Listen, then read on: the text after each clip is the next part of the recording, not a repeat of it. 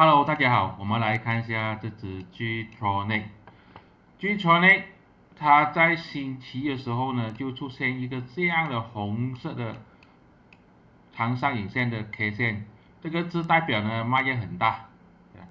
然后昨天的时候呢，也是开低走高，曾经一度呢跌到这个位置，跌到这个1.55左右的支撑，然后就弹上去。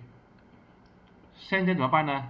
现在股价呢就1.62，它还是站上去这个1.60的紫色线，跟这个1.61的蓝色线，灰色线它在底部，200天均线也是在底部，底部的筹码是非常的雄厚的，大概是在1.13、1.15左右，所以现在它才是安全的，因为它已经是站上去紫线跟这个蓝色线。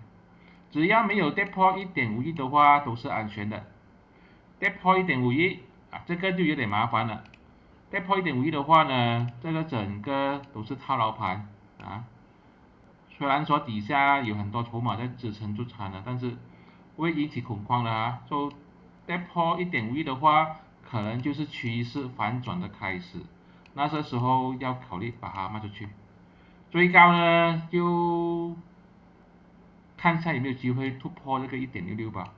突破1.66，我觉得是可以追的呀，因为它筹码真的是很雄厚的底部。这些都是我的个人看法，并没有任何的买卖建议。如果你也是想使用这些筹码主力线和加入我的这个 WhatsApp 小组，里面会讨论怎么用这个筹码主力线跟这些潜力股。有兴趣的朋友呢，可以去我的留言区里面留意一下。谢谢大家。